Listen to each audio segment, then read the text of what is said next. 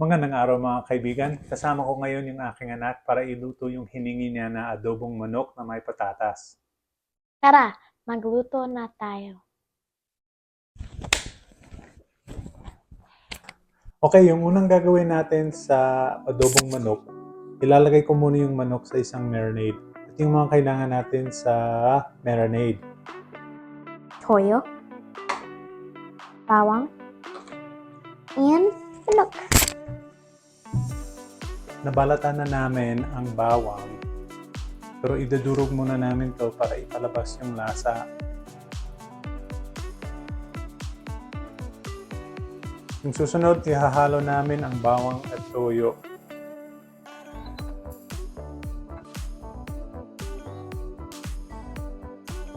Konting halo lang. Ngayon, ilalagay namin yung marinade sa manok. Saka ihalo ulit. Hindi naman kailangan i-marinate yung manok, pero itong mas gusto namin, ilalagay natin itong manok sa ref para i-marinate ng mga 2 oras. Nakalipas na ang mga ilang oras, handa na kami magluto ng ating chicken adobo, yung adobong manok na may patatas. Sige na, simulan na tayo. Okay, ito na yung mga iba pang ingredients na kinakailangan sa pagluluto ng ating chicken adobo. Ito yung patatas na binabad namin sa malamig na tubig para mapatanggal yung starch nito. Ito naman yung dahon ng laurel or yung bay leaf. Meron kaming pimenta dyan, meron pang bawang, sibuyas. Ito naman yung toyo at suka na gagamitin namin. Then meron kaming tubig.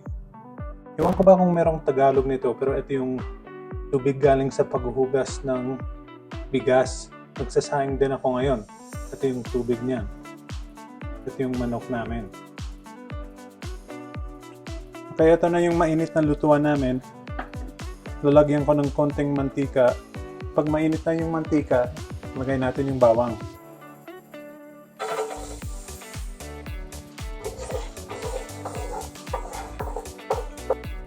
Ipaprito natin yung bawang hanggang medyo napalabas na yung amoy nito. Medyo nag-iba yung kulay. Gusto natin na medyo brown na yung bawang. Dapat medyo mahina yung apoy nyo o yung init. Kasi mabilis masunog yung bawang kung sobrang mainit yung lutuan. Okay, medyo brown na yung ating bawang. Ilalagay ko na yung sibuyas.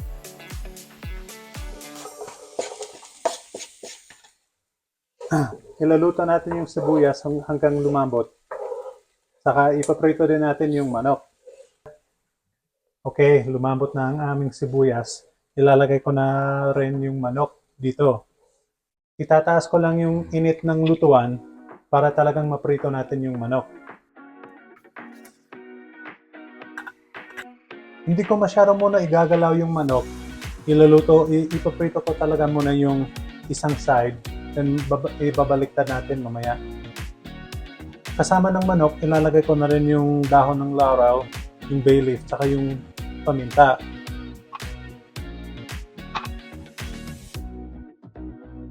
Yung mga iba, gumagamit sila ng buong paminta. Yung ginamit ko, yung fresh ground black pepper kasi gusto ko medyo matapang yung yung lasa ng paminta. Okay, ihahalo ko na yung manok. Ibabaliktad ko. Ihahalo ko rin yung paminta, yung bay leaf. Piniprito ko muna yung manok kasi gusto ko na lumabas yung mismong mantika nitong manok. Lumabas na yung mantika ng manok, ilalagay na namin yung toyo at saka yung suka.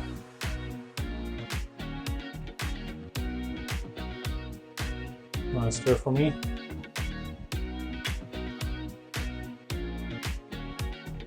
Nakahalo na yon. Dagdag na natin yung rice water.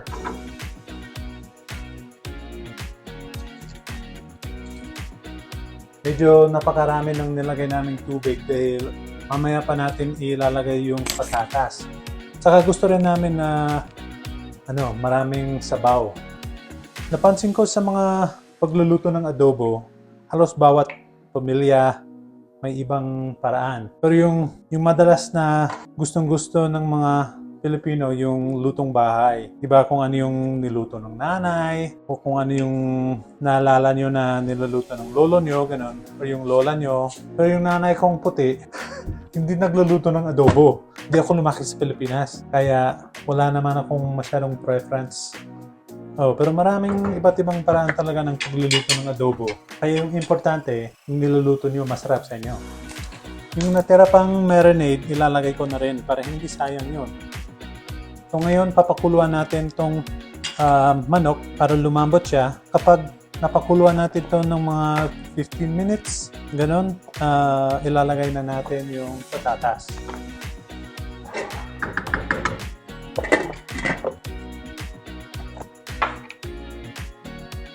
Tinikman ko yung sabaw at medyo kulang ng paminta yung lasa. Dagdagan ko pa muna.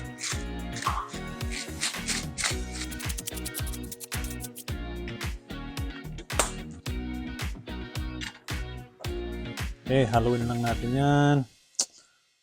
Bango-bango. May mga 5 minuto na lang. Lalagay na natin yung patatas din. Okay. Lalagay na natin yung patatas. How's it smell? It smells really good. Okay, let's put those potatoes in. Kind of slow so they don't splash.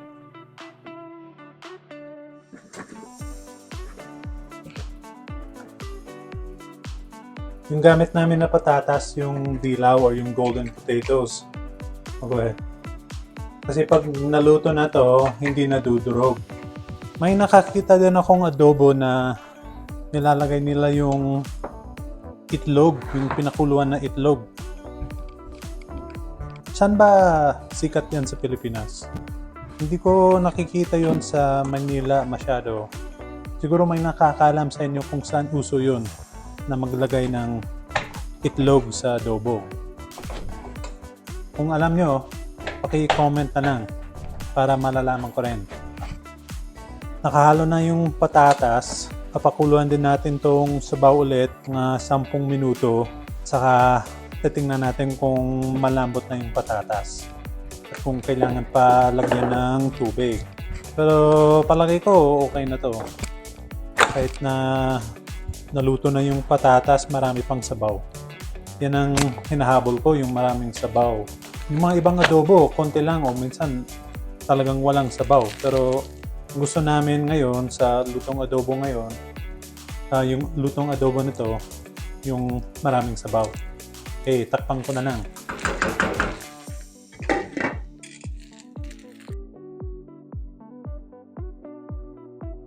Okay.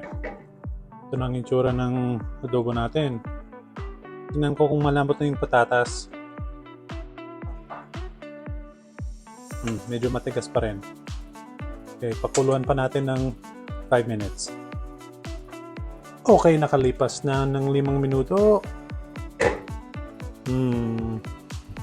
Malambot ba kaya? Ayun. Medyo malambot na. Ayun, tama na yan. Yan, okay. Malambot na medyo malambot na yung patatas. Papakulan lang ko to ng 1-2 minuto na lang na walang takip para medyo mabawasan konti-konti ang sabaw. Pero luto na to. Okay, malambot na yung mga patatas. Kung napansin nyo, hindi ko nabalatan yung patatas kasi taga-Idaho naman ako. At doon sa amin, hindi namin binabalatan yung mga patatas. Kinakain namin buo. Kasi yung balat doon, doon nanggagaling yung mga vitamina, yung mga masustansya ng patatas. Galing daw doon sa balat. Ready to try our adobo? Yes. Okay. I think this is the first time you've had with potatoes, right? Yeah. So I've had chicken adobo a lot. But I had never had potatoes before. I'm gonna try it. The perfect bite. But there's no potato. This is actually pretty good. Yeah, Not the bad. potato absorbs the flavor. So it's not as like potatoey. Potato-ish. I don't know how to say. Is this a perfect The bite? second perfect bite.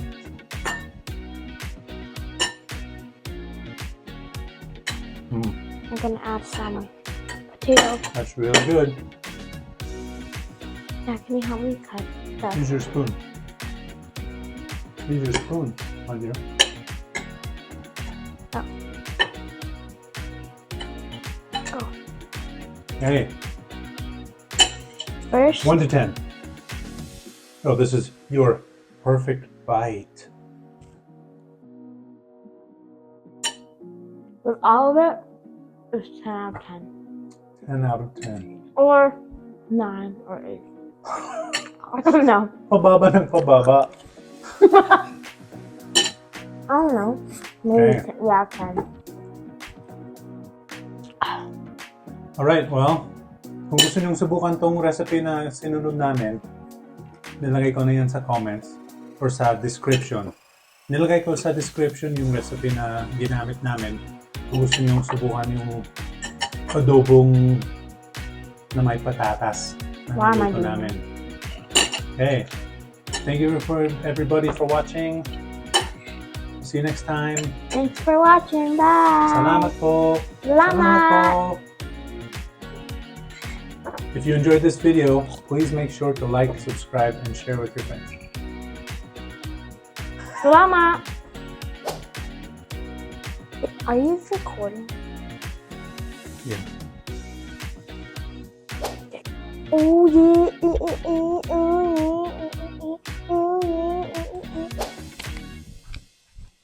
Peace out.